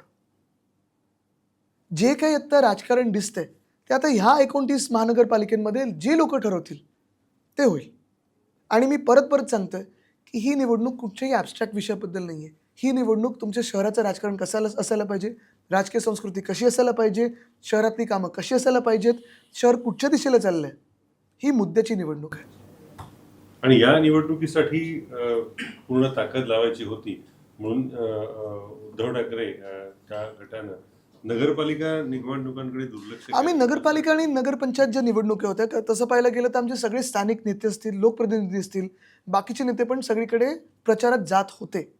पण एक जर आपण पाहिलं तर आम्ही पण थोडं पाहत होतो की लोक काय रिस्पॉन्ड करतात. कारण हे जे 3 जणांचं सरकार आहे, एवढे भयानक आरोप केलेत, कोणाबरोबरही कशाही युत्या केल्यात, पैशाचा वाटप असेल, गुंडागर्दी असेल, ही निवडणूक कुठच्या बाजूला जाते. आणि 1 मिनटं जर आपण थोडं मागे हटून काय लोक सहन करू शकतात, सहनशीलता कुठपर्यंत आहे, हे आपण पाहत होतो. आणि तरी देखील शिवसेनेला असेल, काँग्रेसला असेल, राष्ट्रवादीला असेल, मतदान हे झालंय. आता महानगरपालिकेत ह्याचाच एक स्ट्रिंग पकडून आम्ही लावली ताकद. तुमच्या पक्षाचा जो वचननामा आला त्यानंतर विरोधकांनी असा आरोप केला की पालिकेचे बरेचसे विषय हे राज्य सरकारकडे आणि केंद्र सरकारकडे असतात, तर तिथे तुमचं बहुमत नाहीये, मग तुम्ही तुमचा वचननामा पूर्ण कसा करणार? पहिली गोष्ट म्हणजे समोरून वचननामाच नाही आलं, जाहीरनामाच नाही आलं. भाजपने पहिलं त्यांचा जाहीरनामा किंवा त्यांचं विजन काय मुंबईसाठी हे तरी सांगावं. बांगलादेशी काढणं हे केंद्र सरकारचं काम आहे, हे यांचं काम नसतं, महापौरांचं काम नसतं. दुसरी गोष्ट म्हणजे आम्ही जे काही त्याच्यात लिहिलेलं आहे, प्रत्येक गोष्ट ही मुंबई महानगरपालिकेच्या कायद्यातली आहे आणि ज्युरिस्डिक्शनमधली आहे.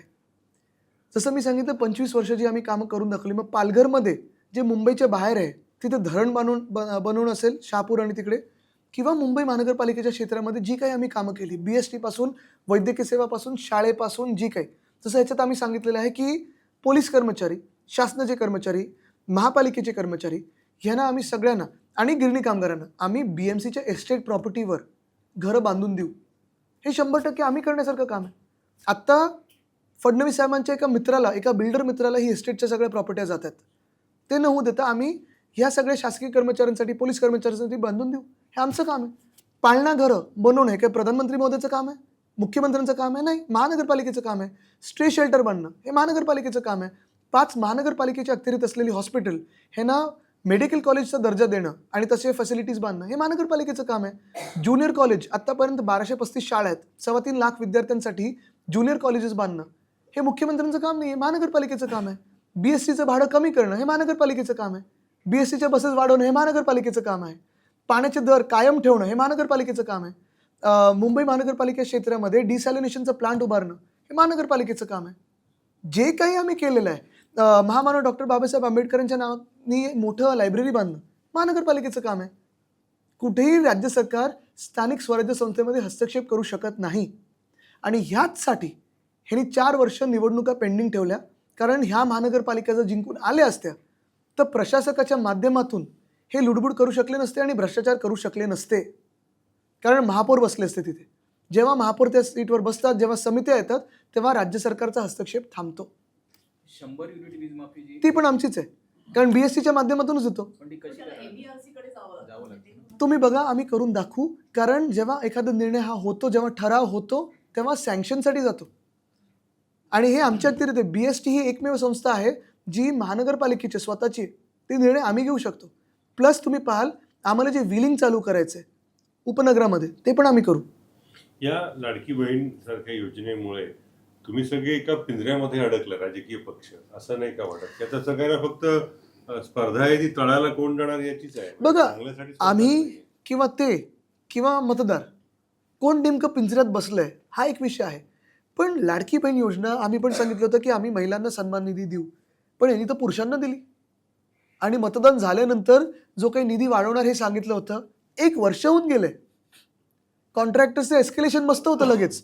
पुण्यातला तो रिंग रोडचा रस्ता एस्केलेशन 20,000 कोटींनी झालं. एस्केलेशन, टोटल कॉस्ट नाही, एस्केलेशन 20,000 कोटींनी झाली. पण 1,500चं 2100 होत नाही. हे काय गणित आहे? तुम्ही आता वचननामा आणि अन्य अनेक मुद्दे मांडले महापालिका निवडणुकीचे, पण आता भाजपने नवीन मार्ग एक स्वीकारलेला आहे की निवडून आल्यानंतर अंबरनाथ असेल, अकोट असेल, त्या नगरसेवकांनाच पळवलं आणि सत्ता स्थापन करण्याचं हे करतायत. तर आता तुम्ही जेव्हा 19 मध्ये महाविकास आघाडी सरकार स्थापन केली तेव्हा फडणवीस असतील अन्य भाजप नेत्यांनी आरोप केला होता की हा जनादेशाचा अपमान आहे आणि जनतेने दिलेला कौल तुम्ही नाकारून महायुतीत लढलात आणि नंतर पुणे महाविकास आघाडी केली. तर अशा पद्धतीनं समजा अंबरनाथचं उदाहरण घेतलं तर काँग्रेसच्या नगरसेवकांचा जनतेने कौल दिला होता की काँग्रेसच्या बाजूने. तर हा एक भाजप असा पायंडा नवीन पाडून किंवा मार्ग घेऊन जनादेशाचा अपमान करते असं वाटतं का? आता आणि जनादेशाचा महापालिकांमध्ये याची पुनरावृत्ती होईल असं भीती नाही, तर वाटते का? जनादेशाचा अपमान जर म्हणायचं असेल तर सुरुवात कुठून झाली पाहिजे? तर अमित शहाजी जेव्हा बिहारमध्ये गेले होते आणि सांगितलं होतं नितीश कुमारजींसाठी आता दरवाजे हमेशा के लिए बंद है, चंद्रबाबूजींसाठी पण तेच जाऊन सांगितलं होतं. त्याच्यावर भाजपला मतं मिळाली, नंतर त्यांनी युत्या केलेल्या आहेत. आता नितीश कुमारजींनी तर एवढ्या पलट्या खाल्लेल्या आहेत. काल त्याच्यासाठी त्यांना भारतरत्न मागितलं मला वाटतं त्यांच्या पक्षाने, म्हणजे पलट्यांसाठी नाही, युत्या आणि आघाड्यांसाठी, आणि जेवढ्या वेळा मुख्यमंत्री झालेत. पण ते जे करतात ते सगळं अमर प्रेम. आणि आम्ही जे करतो जिहाद, आम्ही जेव्हा काँग्रेससोबत गेलो तेव्हा हिंदुत्व सोडलं होतं. आता भाजपने काय सोडलं काँग्रेससोबत जाऊन? बरं, काँग्रेसनी त्याच्यावर कारवाई केली, नैतिकता दाखवली, तेव्हा भाजपनी सोबत घेऊन टाकलं, त्यांना पक्षात घेऊन टाकलं.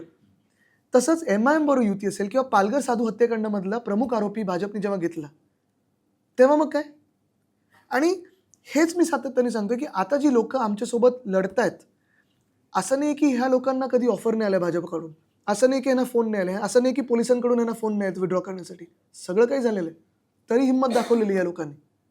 आता जनतेवर पण तेवढंच एक रिस्पॉन्सिबिलिटी, जबाबदारी आहे की अशा स्वच्छ चारित्र्याच्या लोकांना जिंकून आणायचं. अंबरनाथ जनतेने निवडून दिलं, पण आता समजा मुंबई 29 महापालिका निवडणुका झाल्या, तर अंबरनाथ पण अंबरनाथमध्ये अंबरनाथमध्ये काँग्रेसनी त्यांना सस्पेंड केलं ना पक्षातून, म्हणून तर ते भाजपसोबत गेले. पण भाजपची पण जी आता नैतिकता आहे किंवा नीतिमत्ता आहे ही लोकांनी आता लक्षात घेतली पाहिजे. आणि ह्या निवडणुकीत खास करून ही एक्सपोज झालेली आहेत. लोक लक्षात घेतात आणि मतदान करतात. नाही बघा, पण तुम्ही नाही पण आता जर ही जर-तरवर गेलं तर तुम्ही मग निवडणूकच नाही लढवायला पाहिजे ना. मग तुम्ही घोषितच करा की हीच भाजपची यादी आहे. एवढं जर जर-तरवर असेल, एवढी जर भीती मनात असेल कोणाबद्दल, तुम्ही विश्वासच ठेवणार नसाल कोणावर, तर मग कसं चालेल? आता या निवडणुकीत उद्धव ठाकरे गटाचा मुख्य आव्हानवीर कोण आहे? एकनाथ शिंदे का भाजप? मला वाटतं भाजपने जे भ्रष्टाचार मुंबईत केलेला आहे, जी लूट शहरांमध्ये केली आहे, जी शहरांचे हाल आहेत, ट्रॅफिकचा विषय असेल, रस्त्यांचा विषय असेल, आणि मी नुसतं हवेत नाही आहे, हे आपण सगळे रोज अनुभवतोय. नाशिकचे हाल बघा तुम्ही, पुण्याचे हाल बघा, विताल टेकडी असेल, लोकमान्य नगरवर तर दादागिरी चालू आहे. लोकांनी आपापले विकासक नेमले होते, एका दिवसात मुख्यमंत्र्यांनी स्थगिती दिली. का? तर पुण्यातल्या एका बिल्डरला ते लोकमान्य नगर त्यांच्या घशात टाकायचं. ही दादागिरी जर लोकांना आवडत असेल तर भाजपला मतदान होईल, जर दादागिरी ठेचून काढायची असेल तर आम्हाला मतदान होईल. शेलर याच कार्यक्रमात म्हणाले की म्हणजे हा एक प्रक्रियेचाच भाग आहे बिनविरोध निवडणूक, आणि त्यात चूक काय आहे. तर हे बोलताना त्यांनी उद्धव ठाकरेंचा उल्लेख केला की विधान परिषदेवर जे बिनविरोध गेले त्यांनी याबद्दल बोलूच. काय, मी त्यांना खूप वेळा उत्तर देत नाही, कारण पक्षात त्यांना जी वागणूक मिळते, बिनविरोध त्यांना जसं बाजूला काढलं गेलं, खूप वाईट वाटतं मला त्यांच्याबद्दल. त्यांना मी नेहमी सांगतो थेरपीची गरज आहे. मी त्यांच्यावर कधीही बोलत नाही, माझं खूप प्रेम आहे त्यांच्यावर.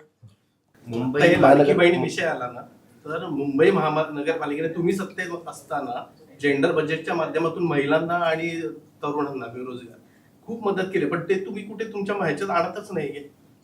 आम्ही ह्याच्यात 100% चुकलो की आम्ही कोविडचं काम जे केलं ते आम्ही होर्डिंग्स बॅनरवर लावलं नाही. आम्ही शेतकऱ्यांना कर्जमुक्ती दिली, प्रत्येकाच्या मनात आहे अजूनही.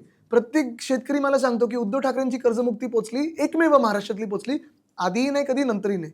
पण त्याचे आम्ही एक सुद्धा होर्डिंग बॅनर लावले नाहीत. आणि जी कामं आम्ही केलेली आहेत महानगरपालिकेत, ती फक्त आम्ही निवडणुकीत काय काम करून दाखवलं हे आम्ही होर्डिंगवर लावतो, पण कधीही पैसा. कारण तुम्हाला सांगू, ज्या माइंडसेटमधून आम्ही कामं करत होतो किंवा ज्या माइंडसेटमधून आम्ही शासन चालवलं, उद्धव साहेबांचं नेहमी होतं की पैसा जनतेचा वाचवला पाहिजे आणि प्रत्येक पैशाचा हिशोब दिला पाहिजे. कोविडच्या वेळी पण तुम्हाला आश्चर्य वाटेल, जे वरळी 2मध्ये आम्ही देशातलं पहिलं फील्ड हॉस्पिटल उभारलं, आणि अजूनही ते सगळ्यात बेस्ट होतं देशातलं. अगदी ते अगरवाल साहेब होतं ना, जे दिल्लीतून यायचे पाहणी करायला, ते पण येऊन गेले. दिल्लीतून 2-3 टीम्स आल्या केंद्र सरकारच्या वगैरे, सगळे येऊन गेले. लव अग्रवाल मला वाटतं ते होते. हां, ह्या सगळ्यांनी येऊन पाहणी करून गेले. आमचं ते पूर्ण डिझाईन काय आहे, कसं केलं हे पाहून गेले. पण तिकडे पण प्रत्येक वस्तू आणि प्रत्येक गोष्ट ही CSR मधून आम्ही केली होती. आणि CSR पण कसं, तुम्ही CSRचा पैसा देताय, तुम्ही निवडा कोणाला द्याल, आणि आम्हाला ही वस्तू पाहिजे. तुम्ही ठरवा कॉन्ट्रॅक्टर कोण, रेट काय, हे तुम्ही तुमचा पैसा देताय ना, तुम्ही ठरवायचं. आणि म्हणूनही जेव्हा आरोप करतं ते, जर आरोप खरे असते तर आम्ही भाजपात असतो, नाही आहेत म्हणून आम्ही लढतोय. पण आम्ही पैसा वाचेल कसा आणि उगाच उधळपट्टी होणार नाही कशी.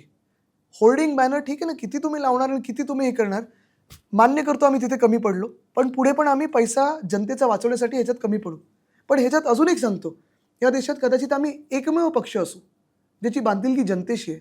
आणि प्रत्येक जेव्हा निवडणूक आली तेव्हा करून दाखवलं म्हणून आम्ही सगळीकडे होर्डिंग लावले, फोटोज लावले केलेल्या कामांचे. नुसतं 2022पर्यंत सगळ्यांच्या डोक्यावर छत असेल, नल, घर, जल वगैरे आम्ही घोषणा नाही केल्या, केलेली कामं आहेत. आणि दुसरं म्हणजे कुठचाही वचननामा आमचा घ्या, 2चा घ्या, 2002, 2007, 2012, 2017चा घ्या, त्याच्यात जवळपास 80 ते 90% कामं ही आम्ही केलेली आहेत.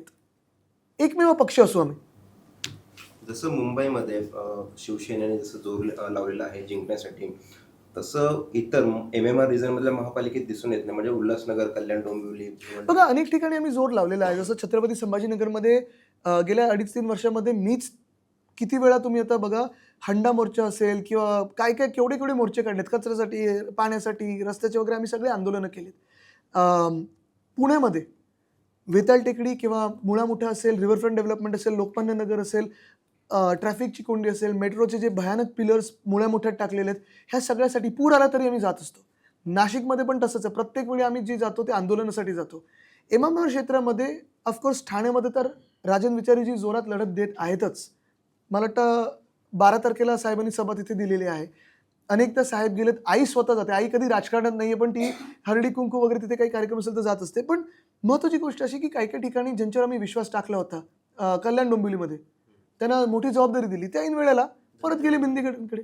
तर ठीक आहे, ते जरी असलं तरी आमचे कार्यकर्ते लढत देत आहेत आणि आम्ही देखील त्यांना पूर्ण सपोर्ट देत आहोत. सभा होण्याचे काही कदाचित होईल. आता काय झालंय, निवडणुका जशा घोषित झाल्या आणि तिकीट वाटप नंतर खरी वेळ आम्हाला जी प्रचाराची मिळाली ते 3 तारीख ते 13 तारीख.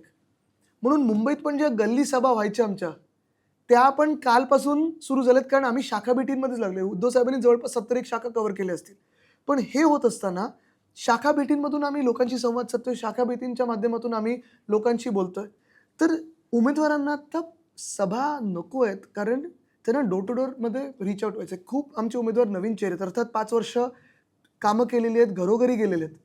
पण ते तुम्ही रोज कोलगेटनी तर दात घासता, पण इस टूथपेस्ट में नमक है हे सांगण्याची होर्डिंगवर जशी वेळ येते, तसं डोर टू डोरमध्ये आता सगळे व्यस्त आहेत. नाही, पण संभाजीनगरबद्दल आता तुम्ही बोललात, पण तिकडे तुमच्याच पक्षामध्ये सुद्धा ते मामू कोण जे घेतले दंगलीचा आरोप असतो. पहिली तुम्हाला गोष्ट सांगतो, जे कोणी आमच्यामध्ये येतात त्यांना पक्षाची भूमिका, पक्षाचं हिंदुत्व, पक्षाची आयडिओलॉजी ही 100% पटलेली असते. पण जेव्हा भाजप PDP सोबत जातं, किंवा भाजप जेव्हा नितीश कुमारजींसोबत जातं, किंवा चंद्रबाबूजींसोबत जातं, किंवा भाजप पालघरमधला प्राईम अक्यूज घेतं पक्षामध्ये, किंवा MIM बरोबर जातं, तेव्हा भाजप बोलत नाही. बरं, भाजपना आपल्या देशातल्या मुसलमानांबद्दल राग आहे, पण बांगलादेशमध्ये जिथे हिंदूंवर अत्याचार होत आहे तिथे RSS काही बोलत नाही, तिथे भाजप काही बोलत नाही. BCCI वाले येऊन क्रिकेट खेळवतात, बांगलादेशला बायलॅटरल सिरीज खेळवतात, काही बोलत नाही. 50,000 टन भात पाठवतात, तांदूळ पाठवतात, काही बोलत नाही. आत्ता परवाकडे बातमी आली आहे की आपण विजेचा करार केलाय, बांगलादेशला वीज देण्याचा करार केलाय आपल्या सरकारने, काही बोलत नाही. तेलचा करार झालाय काहीतरी, काही बोलत नाही. जेव्हा भाजपचेच लोक जिन्नाच्या थडग्यावर जाऊन डोकं टेकतात, काही बोलत नाहीत. जेव्हा प्रधानमंत्री जाऊन नवाज शरीफचा केक खातात, काही बोलत नाहीत. अरबी जे मुसलमान आहेत त्यांना मिठ्या मारतात का, तर अदानीच्या कंपनीमध्ये पैसे येतात, काही बोलत नाहीत. मग आपल्या देशातले जे असतील त्यांच्याबद्दल काय प्रॉब्लेम आहे? आणि जर ते हिंदुत्व मानत, तुम्ही हे सांगताय, मग बडगुजरांवर, सलीम कुत्तावर नाचण्याची केस नाही आहे, NSA ची केस नाही आहे, नॅशनल सिक्युरिटी ऍक्टची केस आहे. टाका ना दोघांना उचलून जेलमध्ये, दोघांना समान न्याय लावा. म्हणजे जे मी परत बोललो ना की भाजप करेल ते अमर प्रेम आणि दुसरे काही करतील तर लव जिहाद. हे भाजप आणि संघामधलं जे काही राजकारण, संघाला तरी हे पटतंय का? मागे मुंबई पुणे एक्सप्रेसवे झाला तेव्हा जुना रस्ता मुक्त हे होता आणि इकडे टोल होता, तर त्याच्यावर वाहनांचा प्रतिसाद नव्हता, म्हणून त्यांनी जुन्या रस्त्यावरही टोल लावला. तसं आता जेव्हा मेट्रो 3ची काम पूर्ण झालं सुरू करायची होती, तर त्या निमित्ताने बेस्टची दुप्पट तिप्पट दरवाढ केली. तर म्हणजे मेट्रो 3 तेच नाही तर का नाही खाजगीकरणासाठी केली नाही असं तुम्हाला आता तुम्हाला सांगू BST च्या? तेवढंच नाही तर पुढे जाऊन त्यांनी म्हणजे मागच्या 2 वर्षामध्ये MMRDला BMC कडून उचलून 5,500 कोटी दिलेत. काय संबंध MMRDचा मुंबईमध्ये? खरं MMRD मुंबईमध्ये नसायला पाहिजे. मुंबई जे MMR क्षेत्र आहे तिथे असायला पाहिजे. मुंबई मेट्रोपॉलिटन क्षेत्र मुंबईमध्ये नसायला पाहिजे MMRD. तसंच जर पाहिलं तर महाराष्ट्राने बुलेट ट्रेनला किती खर्च करून दिला? 50%हून जास्ती आपला खर्च आहे. स्टेशन किती कमी मिळतात आपल्याला आणि किती आपली इकडची लोक जाणार आहेत अहमदाबादला काम करायला. बरोबर जिथे बुलेट ट्रेन उतरते तोच प्लॉट गिफ्ट सिटीचा, त्याच प्लॉटच्या बाजूला धारावीचं अदानीकरण चाललंय. म्हणजे मुंबई ही कशी गुजरातच्या हातात द्यायची हे परफेक्ट प्लॅनिंग भाजपने केलेलं आहे. पण एसटीच्या प्रवाशांना सवलत आहे, महिलांना 50% सवलत आहे, ज्येष्ठांना- नाही BST मध्ये प्रायव्हेटायझेशन सुरू झालं ना, त्या सिटी फ्लोच्या बसेस किती दिसतात, किती लिगल किती इलिगल बसेस आहेत. ते कुठचं होतं बाईक रायडर कुठचं तो दहीहंडीला मस्त स्पॉन्सरशिप मिळाल्यानंतर त्यांना लायसन्स मिळाले रॅपिडोला. तेव्हापर्यंत बंदी होती, तेव्हापर्यंत इथे ह्याच परिसरात मंत्री कारवाई करत होते आणि त्याच मंत्र्यांच्या पोरांच्या इव्हेंटला जेव्हा रॅपिडो स्पॉन्सरशिप देते तेव्हा तुम्हाला बरोबर लायसन्स देण्याची वेळ येते. म्हणजे लूट लूट लूट भ्रष्टाचार हे इंडिपेंडेंट इंडियामधलं सगळ्यात भ्रष्ट सरकार भाजपचं आहे. दिल्लीतलं तर अजून मोजमापच झालं नाही. अजितदादांनी पुण्याचा जाहीरनामा जाहीर केलाय, त्यात म्हणले की शहरी बस आणि मेट्रो फ्री असेल. तर हे फ्री कितीपर्यंत चालणार आहे आणि ह्याच्यातून स्थानिक स्वराज्य संस्था आर्थिकदृष्ट्या सक्षम राहतील का? दादा वित्तमंत्री आहेत, त्यांना विचारा. आणि ह्या निर्णयाशी त्यांच्यासोबत किंवा त्यांच्यावरती जे बसलेत फडणवीस साहेब ते सहमत आहेत का? आणि सहमत असतील मग त्यांनी युती का नाही केली एकत्र पुण्यात? आणि नसतील तर मग त्यांना पाठिंबा मिळेल का तेवढं त्यांना सबसिडी देण्याचा? कारण आम्ही जे नियोजन आर्थिक घडी बसवली आहे ती कुठच्याही मुख्यमंत्र्यांच्या शिवाय बसवलेली आहे.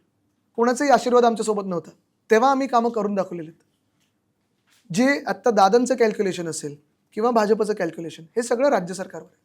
पण मग दादा अर्थमंत्री आहेत, त्यांनी मुंबईसाठी सुद्धा फ्री मेट्रो आणि बेस्ट द्यावी अशी मागणी राहील का? किंवा पुण्यावर का? आता कशात काय अर्थ काढू शकतो हे आपण नंतर बोलू, पण आम्ही जे करतोय ते आर्थिक नियोजन हे बसवून करतोय. म्हणजे आपल्याला सांगेन मी, हे आवर्जून मला सांगायचं आहे, ते जो कोस्टल रोड आम्ही बांधला त्याचा मी पुरावे पण आणलेत आम्ही बांधल्याचे, कारण हल्ली फडणवीस साहेब सगळीकडे खूप खोटं बोलतात. पण आम्ही जो कोस्टल रोड बांधला तो टोल फ्री ठेवला, कुठेही छुपा कर वाढवला नव्हता. ज्या ठेवी ठेवी ठेवी आम्ही बोलतो ना त्या ठेवींमधून हा कोस्टल रोड बांधलेला आहे. वेरॅज तो कोस्टल रोड मिंदे बांधत आहेत 2015 पासून नॉर्थ बाउंड. कोस्टल रोडची घोषणा व्हायच्या आधी 4 टोलची घोषणा झाली. जे गडकरी साहेब रस्ते बांधतात, रस्ता पूर्ण व्हायच्या आधी टोल सुरू झालाय. मुंबई गोवा बघा, मुंबई अहमदाबाद बघा ज्याच्यावरनं हे पळून गेले होते, मुंबई नाशिक बघा, मुंबई नागपूर समृद्धी हायवे जरी घेतला तरी तुम्ही आज गाडीने जा तिथे 1 किलोमीटर देखील तुम्हाला ह्या टेबला एवढं सपाट मिळेल का? मुंबई पुणे एक्सप्रेस हायवे हा 20 वर्षापूर्वी झाला होता, तो अजूनही आत्ता मिंदे खोदायला लागले ते मिलिंग फिनिशिंगच्या नावाखालती. मिसिंग लिंक मला तुम्ही सांगा, जी मिसिंग लिंक आहे 2015-16 साली मी आणि मिंदे तिथे गेलो होतो पाहायला की ती मिसिंग लिंक कशी होणार आणि कुठून होणार. तेव्हापासून जे काम झालं ते नंतर नंतर नंतर एस्केलेशन, कॉन्ट्रॅक्टर 2दा बदललेत, किती 1000 कोटींनी एस्केलेशन झाले, 6-7 हजार कोटींनी एस्केलेशन झाले. कसं चालणार? आणि अजूनही ते पूर्ण नाही झाले. नवी मुंबईचं एअरपोर्टचं उद्घाटन झालं आणि 3 महिने एअरपोर्ट बंद. आत्ता सुरू झालंय, ऑक्टोबरमध्ये उद्घाटन झालं, डिसेंबरमध्ये एअरपोर्ट सुरू होतं. म्हणजे उद्घाटनाचा नक्की अर्थ काय काढायचा आपण? बरं तुम्ही एअरपोर्टमध्ये गेल्यानंतर फोन चालत नाही, म्हणजे आपण बोलतोय की आपण जगातली सर्वात मोठी काय 4th लार्जेस्ट इकॉनॉमी आहे, पण एअरपोर्टमध्ये फोन चालत नाही. मेट्रो 3 मध्ये पण चालत नाही. म्हणजे जगभरात लाज कोण काढते आपली? हे लोक काढतात. गेल्या काही वर्षामध्ये बीजेपी अटॅकिंग पोझिशन मध्ये असतं आणि शिवसेना हे बचावात्मक भूमिकेत असतं, तर ते चित्र बदलणं. बघा तुम्हाला सांगू का, प्रत्येक वेळी आणि काय झालं ही मेंटॅलिटी थोडी त्यांनी बदलली पाहिजे. मी एक मान्य करतो की भाजपसारखा विरोधी पक्ष नाही, अप्रतिम विरोधी पक्ष आहे, तोड नाही त्याला 100%. जसे ते आंदोलन करतात, खोटं खोटं पसरवतात. तुम्ही विचार करा, एका काळी आपल्याला वाटलं होतं की मनमोहन सिंग साहेब भ्रष्ट आहेत, एका काळी 2Gचा स्कॅम खरा वाटायला लागला होता, CAGनी माफी मागितली. बरोबर आहे, म्हणजे एवढं त्यांनी सगळं ते करून ठेवलं होतं. पण आता आपल्याला ह्यांनी जे काही स्कॅम्स करून ठेवलेत, तुम्ही मला शासन कुठे चाललंय आणि कसं चाललंय, अच्छे दिन असतील, रुपया 1ला 1 येणार होता, बेसिक तुम्ही लॉ अँड ऑर्डर बघा देशामध्ये एवढा कोलमडलेला आहे. 2 मिथ्स आज फोडणं गरजेचं आहे. एक की भाजप सरकार चालवू शकतं, भाजप विरोधी पक्ष म्हणून अप्रतिम असतं पण सरकार चालवता येत नाही, दुसऱ्यांची लोकं घेऊन पण सरकार चालवता येत नाही. आणि दुसरी गोष्ट म्हणजे तिन्ही इंजिन्स हे एका पक्षाचे लागतात.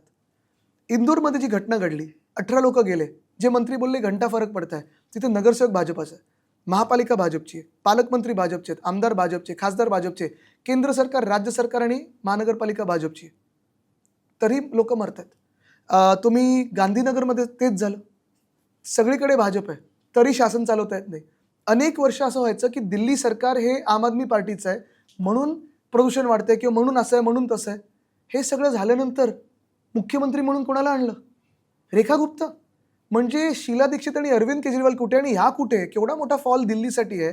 जागतिक पातळीवर आपली लाज काढली जाते. कोण IQ आणि AQI मध्ये फरक माहिती नाही, AQI मोजला कसा जातो हे माहिती नाही. सुभाषचंद्र बोसच्या जी सुभाषचंद्र पॅलेसपासून, म्हणजे छोटे छोटे गडबडी तर सोडा, पण जे आपल्याला वाटलं होतं की आता दिल्लीसारखं राज्य आणि दिल्लीसारखं शहर हे तिन्ही पक्ष हे एकच असतील, नगर निगम मग त्यांचं राज्य सरकार आणि केंद्र सरकार, दिल्लीची वाट लावून टाकली. म्हणजे हे जे सांगतात ना आपल्याला की तिन्ही लेवल भाजपचे असायला पाहिजेत, तिन्ही लेवलचे ज्या मिनिटाला तुम्ही भाजपच्या हातात देता तिथे शहरं उद्ध्वस्त होतात.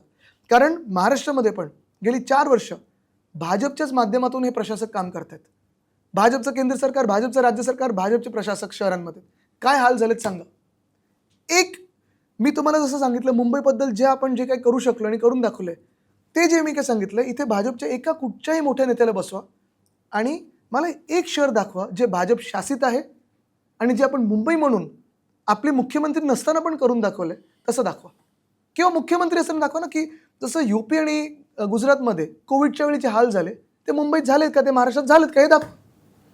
आशिष शेलारांनी काल आमच्या याच्यात सांगितलं की प्राधिकरण एक नेमायचं आहे, म्हणजे सगळ्या एजन्सी, सेंट्रल एजन्सी, स्टेट एजन्सीसाठी, तर ते काही वेगळी वाट आहे, म्हणजे असं प्रशासकाच्या जसं चंदीगडमध्ये होतं ना, की चंदीगड हा पंजाब आणि हरियाणापासून दूर करून केंद्र सरकार हातात घेणार आहे, हे भाजपच्या मनात आहे, हे लिहून घ्या. जर उद्या तुम्ही भाजपच्या हातात महापालिका दिली तर हे होणार आणि प्रशासक म्हणून अदानीला बसवतील. अतिशोक्ती नाही करत आहे मी. आता भाजपचे नेते बोललेले की मुंबई महाराष्ट्राचं नाही आंतरराष्ट्रीय शहर आहे, तर त्यावर म्हणजे मुंबई हे आंतरराष्ट्रीय शहर हे आम्ही केलं, आमच्यामुळे मुंबईत आंतरराष्ट्रीय गुंतवणूक येते, जागतिक पातळीचे लोक इथे येतात, पर्यटक येतात, बिझनेसमॅन येतात आणि देशभरातून पण स्वप्न नगरी म्हणून मुंबईला ओळखली जाते. पण मुंबई दुसरं काही असण्याच्या आधी मुंबई ही मराठी माणसाची आहे आणि मुंबई ही महाराष्ट्राची राजधानी आहे.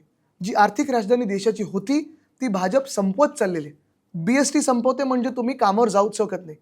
जी गिफ्ट सिटी, ठीक आहे ना, तुम्ही गुजरातला एक घेतली ना, मुंबईला एक द्या, चेन्नईला एक द्या, कोलकाताला एक द्या, लखनौला एक द्या, दिल्लीत एक द्या, बघा कोण पुढे जात आहे. मारते कोण मुंबईला? तर भाजपा मारत आहे. बाळासाहेब असते तर मुंबईला म्हणाले नसते. हां, म्हणजे आता वयामुळे ठाकरी भाषा थोडी आवरायला लागते. 99% of VMC funds have gone to wards controlled by ruling party. I thought the opposition, I thought you and Congress would at least put complete silence. So no.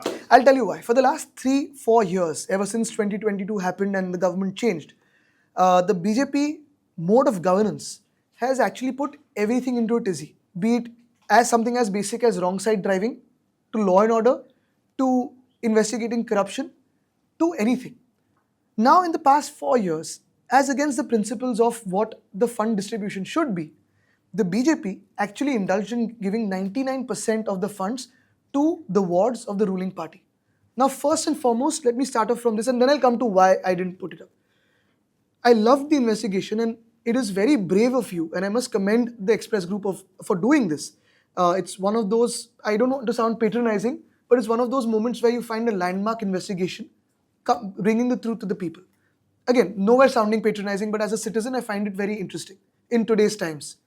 The point is this, that 99% of these funds have gone to the wards of the ruling party. And if you go down further and if you go down deeper, you will see that most of the funds have not even gone to elected representatives. Some of them have gone to private individuals who are former corporators and have hopped over from our party or the Congress to either Minde's party or to the BJP. So can the government, can the state government give funds to private individuals? Maybe, but is it justified? And the quantum of funds? Absolutely not. 2, can it dip into the reserves of the BMC? It could right now for the past 4 years because you did not have an elected mayor, but otherwise it cannot go into the fund of the local self-government. And 3, one of the reasons that people are still unhappy, even after 99% of these funds going to ruling parties in the name of beautification, in the name of lighting and those dirty disco lights that they put everywhere, strobe lights in the name of beautification, because the funds have gone into the pockets of the contractors, but they have not reflected on the roads in the terms of quality, right? Now, when this report came out, of course, in all our circles, this report went a buzz. And this report went to every WhatsApp group that we are on. But I did not put it out purposely, because the minute I put it out, we have been saying this and our voice has gone hoarse, not this time because right now it's pollution, but otherwise in the assembly, primarily because we have been saying this for the past 4 years. And every time we said this, the BJP said, you are saying this politically because you are the opposition. Today, when a credible media voice does investigative journalism, if we add a political tinge to it, the people who are reading it would have thought, look, Aditya's tweeting this, look, the opposition's tweeting this, there is a political tinge to this. This going out as an independent report maybe gives a little more credibility rather than politicians speaking on it. So it's gone to all my WhatsApp groups, all my citizen WhatsApp groups, all the resident welfare associations, all the ALMs. The cutting has gone to everyone. Some of them have sent it back to me. And that's when you know that this has circulated, everyone has read it far and wide. But I wanted to avoid a political controversy. It was a fair bit of investigative journalism. The minute we add to political controversy, the journalism moves aside and politics takes over. I wanted the government to respond to this investigative journalism. And it's really commendable. You know, there was a time you could give a fight to Mrs. Gandhi and to everyone through media, but to give it today, in times of dictatorship, is huge. पण हेच allegation तुमच्या गव्हर्नमेंटच्या काळात पण झाले होते. म्हणजे उद्धव साहेब जे मुख्यमंत्री होते त्या आमदारांना फक्त रुलिंग आमदारांनाच पैसे दिले. तुम्ही बघा ना, तुम्ही आमच्या वेळीचं सगळं काढा. आणि म्हणून मी सांगतो, जर आमच्या जे काही ते आमच्यावर आरोप लावतात, एक का सुद्धा ह्याच्यात तथ्य असतं, तर राईट फ्रॉम आता तुम्ही पहा, दिल्लीमध्ये संजय सिंगजी जेलमध्ये जाऊन आले, पक्ष सोडला नाही. अनिल देशमुखजी असतील, आमचे संजय राऊतजी असतील, सूरज चव्हाण असेल, हे तर झालेच. पण आमच्यावर जे आरोप लावतात त्याच्यात एक सुद्धा तथ्य असतं, तर आम्ही भाजपमध्ये उडी मारली असती, वॉशिंग मशीनमध्ये गेलो असतो. पण म्हणजे मला हे माहीत नाही, ही सिच्युएशन मला माहीत नाही आहे. पण आम्ही नाही होत म्हणून आम्ही ममता दिदीसारखी लढत देऊ शकतो.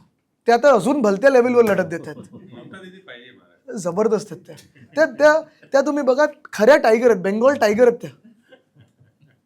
पण राजकारण एवढं कुठे गेलं? चला, तुम्हाला बेंगाल जिंकायचं आहे ना, जा ना, तुम्ही जे काही तुम्हाला बोलायचं ते बोला. पण गृहमंत्री बोलतात की जमीन मिळत नाही त्यांना फेन्सिंगसाठी. बरं, भाजपचाच एक माणूस बोलतोय की युपीच्या काळात जास्ती फेन्सिंग झालं, बॉर्डर फेन्सिंग. आता हे बोलतात जमीनच मिळत नाही, आणि मग तुम्ही ईडी पाठवता. चलो, लोकसत्तेचा इफेक्ट, येतानाचा आवाज आणि जातानाचा आवाज. थँक्यू, मला लोकसत्तेने आवाज दिला.